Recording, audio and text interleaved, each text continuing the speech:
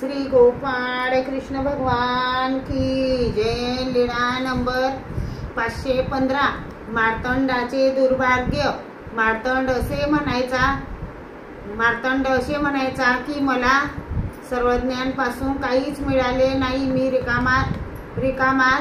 रिकामाच। बाईसाई लगे तसेच म्हणत असत। मग एके दिवशी सर्वज्ञ म्हणाले, मार्तंडा, तुम्ही पांचाळेश्वराला जा, तेथे तुम्ही 2 पर विजन करा, 3ऱ्या परी भिक्षा करावी, गंगा नदीवर जेवावे, देवळात निद्रा करावी, मौन असावे, 3ऱ्या दिवशी येथे यावे। ते म्हणाले, हो जी।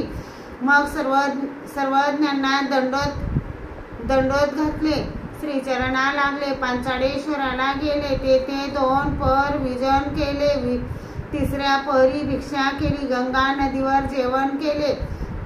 मग पांचाळेश्वराच्या देवळात झोपण्यासाठी आले। रात्री बसलेले असताना नव्या कोऱ्या साड्या, नव्या चोळ्या, हातात तांब्याचे वस्त्र, कलश घेऊन 2 बाया देवतेच्या दर्शनाला आल्या। येऊन दारापुढे उभ्या राहिल्या। तेव्हा एक म्हणाली, चल ग, आत जाऊ। दुसरी म्हणाली, आत जाता येत नाही, परमेश्वराचे भक्त बसलेले आहेत।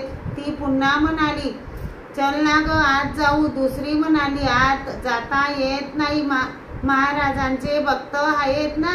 असे पुन्हा म्हणत थोडा वेळ होत्या, मग गेल्या।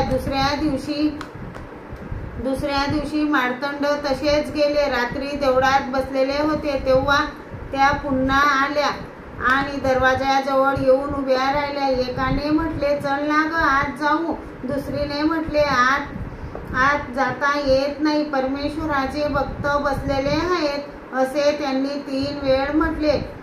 मग मार्तंड म्हणाले, येथे कुठे याल?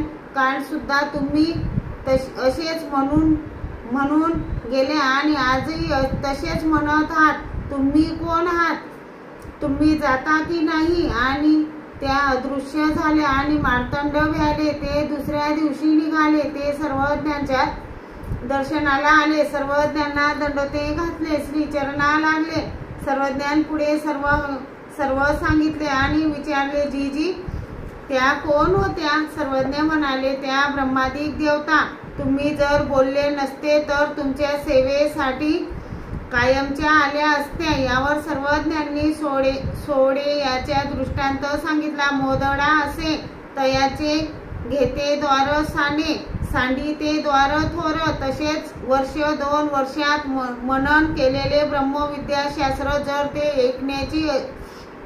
ऐकण्याची इच्छा नसलेल्या व अपात्र असलेल्या पुरुषास सांगितले तर सांगणाऱ्याचे शास्त्र विसरून जाते, त्याला परमेश्वर पुन्हा शास्त्र निरूपण करीत नाहीत। श्री गोपाळ कृष्ण भगवान की जय।